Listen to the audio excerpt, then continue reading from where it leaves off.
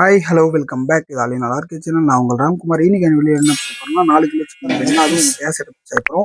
வாங்க எப்படி செய்யலாம்னு சொல்லிட்டு பார்ப்போம். அதுவும் எங்கே செய்ய வந்திருக்கோம்னா ராணிப்பேட்டை டிஸ்ட்ரிக்ட்ல சோளிங்க என்ற ஊரில் தான் நம்ம இன்னைக்கு செய்ய வந்திருக்கோம். வீடியோ முழுசாக பாருங்க, தெளிவாக சொல்லியிருக்கேன்.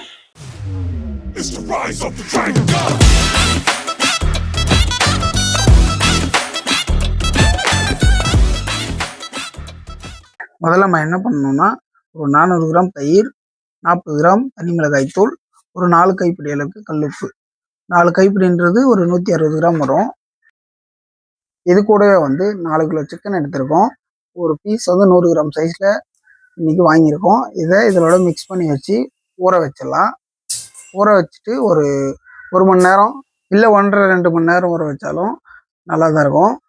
எதுக்காக இந்த மாதிரி ஊற வச்சு நம்ம பிரியாணியில் ஆட் பண்ணுறோம்னா, சிக்கன் பீஸ் அப்போ தான் பிரியாணியில் நல்லா சாஃப்டாக ஜூஸியாக கிடைக்கும். அதுக்காக தான் நம்ம இந்த மாதிரி ஊற வச்சு பண்ணுறோம். இப்போ அடுப்பு பற்ற வச்சுட்டேன். எண்ணெய் ஊற்றிக்கலாம். எண்ணெய் ஒரு 800 ml. நம்ம இன்றைக்கி என்ன யூஸ் பண்ணுறோம்னா SVS sunflower refined oil 800 ml use பண்ணுறோம். 1 கிலோவுக்கு 200 ml, 4 கிலோவுக்கு 800 ml. இப்போ எண்ணெய் நல்லா காஞ்சிச்சு.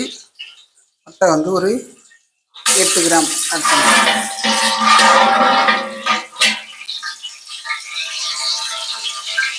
கிராம்பு ஒரு 4 கிராம்.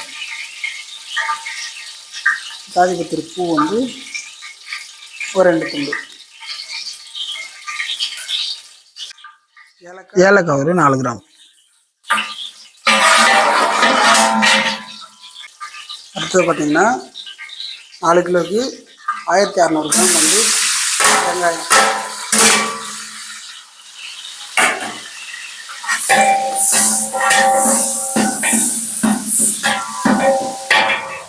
இப்போ அது கூடவே பார்த்தீங்கன்னா ஒரு 10 பச்சை மிளகா 40 கிராம் வரும். போட்டு நல்லா மிக்ஸ் பண்ணி விட்டுருங்க. ஒரு 10-15 நிமிஷம் ஆகுது வளர்ந்துருக்கு. இன்றைக்கி நம்ம செஞ்சுட்டு இருக்க பிரியாணி பார்த்திங்கன்னா கேஸ் அடுப்பில் தான் செய்கிறோம். முதல்ல இந்த பிரியாணிக்கு நம்ம பிஃபோராகவே தக்காளி, கொத்தமல்லி, புதினா, அப்புறம் இஞ்சி பூண்டு பேஸ்ட்டு, இந்த மாதிரி எல்லாத்தையுமே பிஃபோராக முன்னாடியே ரெடி பண்ணி வச்சுட்டு ஸ்டார்ட் பண்ணுங்கள். அப்போ தான் தப்பு இல்லாமல் கரெக்டாக பிரியாணி உங்களால் செய்ய முடியும். வாங்க இப்போ வெங்காயம் எந்த அளவுக்கு வதங்கிருக்குன்னு பார்க்கலாம். இங்கே பாருங்கள், ஒரு 80% வந்துருக்கு. 90% வந்த உடனே நெக்ஸ்ட் ஸ்டெப் போயிடலாம். அரைச்சி வச்ச பூண்டு பேஸ்ட்டு இங்கே ஆட் பண்ணிக்கலாம்.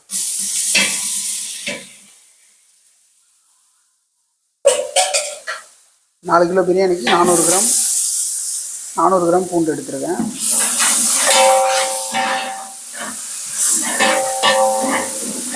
இந்த பூண்டோட பச்சை வாசனை போகிற வரைக்கும் நல்லா வதக்கி விட்டுக்கலாம். பிரியாணி பொறுத்த வரைக்கும் அளவு ரொம்ப முக்கியம்.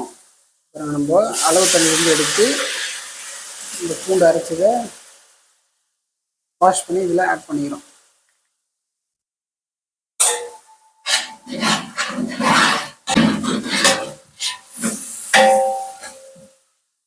பாருங்கள், பூண்டு நல்லா வதங்கி எண்ணெய் பிரிஞ்சு வந்துச்சு.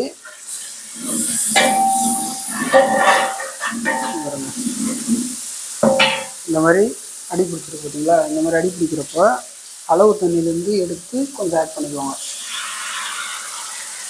அந்த மாதிரி அடி பிடிக்காமல் பார்த்து கிண்டி விட்டுனாருங்க.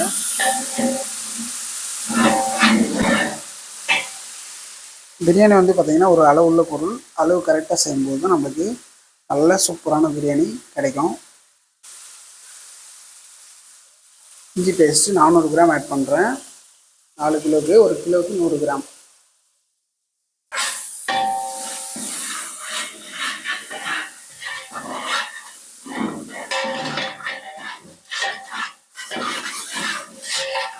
அப்புறம் பார்த்தீங்கன்னா எப்போவுமே நடுவில் தான் அடி பிடிக்கும்.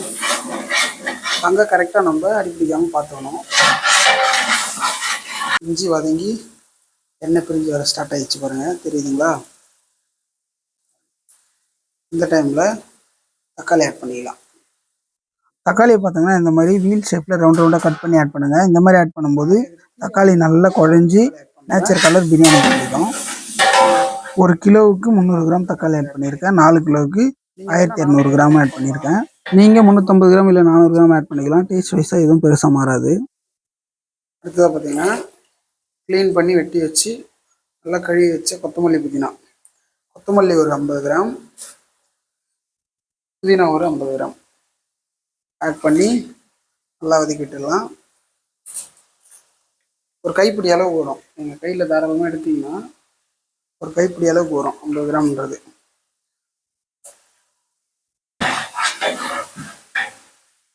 நல்லா வதக்கி விட்டுக்கலாம். நம்ம பார்த்தீங்கன்னா பிரியாணியை பொறுத்த வரைக்கும் கலர் பவுடரு யூஸ் பண்ணுறதே கிடையாது. நல்லா வதங்கட்டும். எல்லாம் வதங்கி எண்ணெய் பிரிஞ்சு வருது. இந்த இடத்துல நம்ம சிக்கன் ஆட் பண்ணிக்கலாம்.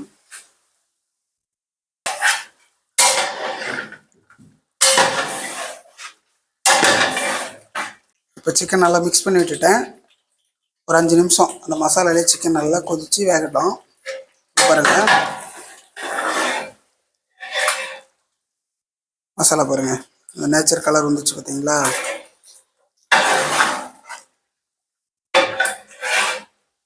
சைஸ் பார்த்துக்கோங்க. இந்த மாதிரி 100 கிராம் சைஸில் நீங்கள் எடுத்து செஞ்சீங்கன்னா பீஸ் உடையாமல் சூப்பராக வந்து மிக்ஸாக கிடைக்கும். பாருங்க, இந்த மாதிரி நல்லா மசாலாவில் சிக்கன் நல்லா கொதிச்சுன்னா சூப்பராக நமக்கு ஜூஸியான சிக்கன் பீஸ் வந்து பிரியாணியில் கிடைக்கும்.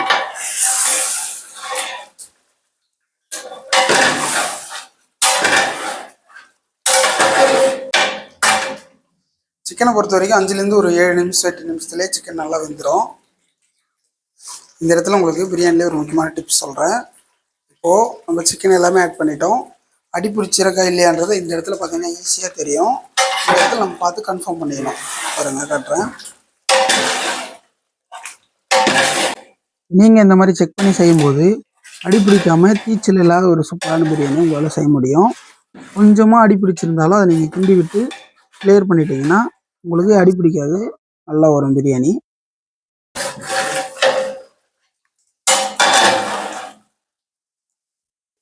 இப்போ சிக்கன் நல்லா கொதிச்சிச்சு.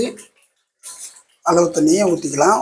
1க்கு 1.5 லிட்டர், 1 கிலோவுக்கு 1.5 லிட்டர் தண்ணி ஆட் பண்ணுறேன்.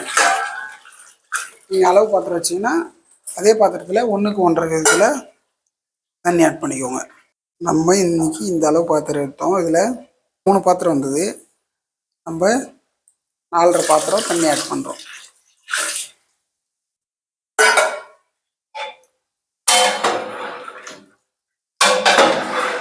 அவ்வளோதாங்க. கிண்டி விட்டு உப்பு, காரம், புளிப்பு எல்லாம் செக் பண்ணிக்கணும். இந்த இடத்துல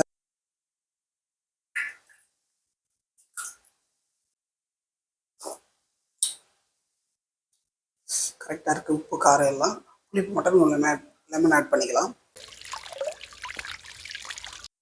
லெமன் வந்து பார்த்திங்கன்னா நான் 1 பழம் ஆட் பண்ணிக்கிறேன்.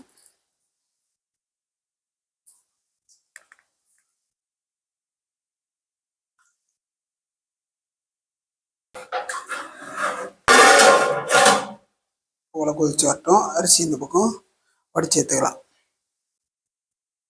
போல கொதிச்சு வந்துச்சு.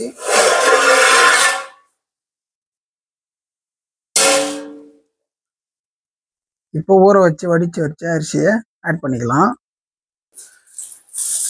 இது வந்து புல்லட் அரிசி. புல்லட்லேயே பிரியாணி அரிசின்னு கேட்டு வாங்கிக்கோங்க. நல்லாயிருக்கும். டேஸ்ட் வைஸாக சூப்பராக இருக்கும்.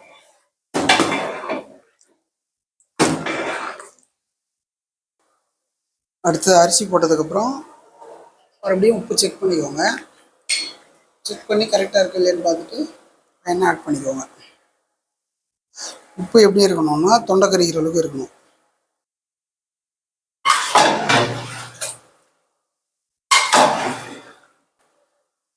இந்த பக்கம் பார்த்தீங்கன்னா தம் போடுறதுக்கு மேலே சுடு தண்ணி வச்சுருக்கேன். தட்டு போட்டு தம் போடும்போது அது வெயிட்டு தூக்கி அதுக்கு மேலே வச்சிடலாம்.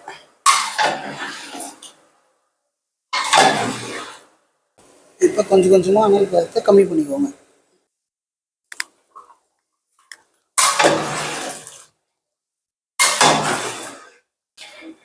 இந்த மாதிரி தளத்தலான்னு வரும்போது தட்டு போட்டு மூடி தம் போட்டுடலாம்.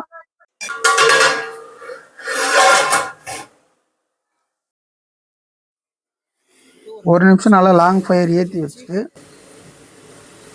அப்புறம் ஸ்லோ பண்ணி சிம்மில் வச்சிடலாம். இந்த மாதிரி சிம்மில் வச்சுட்டு ஒரு 20 நிமிஷம் தம் விட்டுடலாம். அடுத்ததாக அது மேலே வெயிட்டுக்காக சுடுதண்ணி வச்சுருந்தோம் பார்த்தீங்களா, அதை எடுத்து இது மேலே வச்சிடலாம்.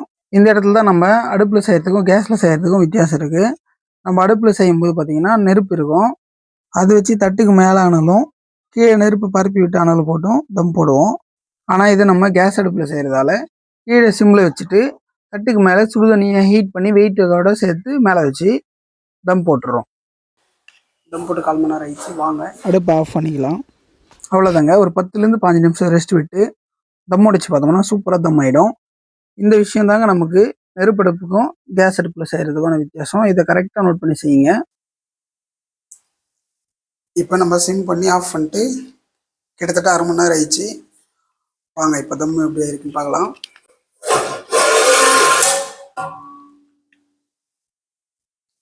பாருங்க சூப்பராக தம் ஆயிருக்கு. அடுத்த நெய் ஒரு 50 கிராம் ஆட் பண்ணி தம் முடிச்சுக்கலாம்.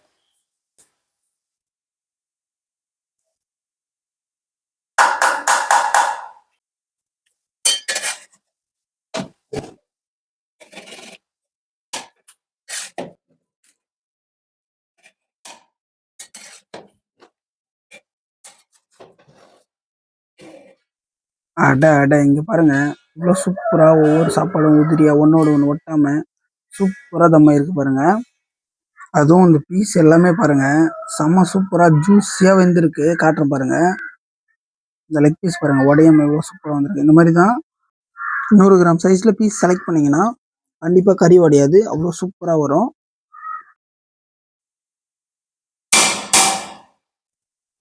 இதே மாதிரி நீங்கள் உங்கள் வீட்டில் ட்ரை பண்ணி பாருங்கள். ட்ரை பண்ணிவிட்டு எப்படின்னு சொல்லிட்டு கமெண்ட்டில் சொல்லுங்கள். இந்த பிரியாணி கூட பார்த்தீங்கன்னா நம்ம ஆனியன் ரைத்தா ரெடி பண்ணியிருக்கோம். ஸ்வீட்டுக்காக கீர் பாயாசம் செஞ்சுருக்கோம். கீர் பாயாசம் பார்த்தீங்கன்னா ஃபுல் அண்ட் ஃபுல் வந்து நட்ஸ் எல்லாம் நல்லா ரோஸ்ட் பண்ணி வறுத்து இந்த பாயாசத்தில் ஆட் பண்ணி செஞ்சுருக்கேன். இந்த கீர் பாயாசத்தோட முழு வீடியோ வேணுன்னா மறக்காமல் கமெண்ட் பண்ணுங்கள். ரொம்ப ரொம்ப ஈஸியான ஒரு டிஷ்ஷு அண்ட் சூப்பரான டேஸ்ட்டான ஒரு டிஷ் தான் இந்த கீர் பாயாசம். வேற லெவல் இருந்துச்சு டேஸ்ட்லாம். ப்ரோ என்ன கீர் பாயாசம் செம்மையா இருந்துச்சு ப்ரோ. வேற லெவல் இருந்துச்சு கீர் பாயாசம். Thank you brother. மறக்காம நம்ம ஆலினால இருக்க சேனல் சப்ஸ்கிரைப் பண்ணி கூட பெல் பட்டன் ப்ரெஸ் பண்ணி வச்சுக்கோங்க. அப்போ தான் நம்ம போகிற வீடியோலாம் உங்களுக்கு நோட்டிஃபிகேஷன் வரும். தேங்க்யூ ஃபார் வாட்சிங். Tata bye by.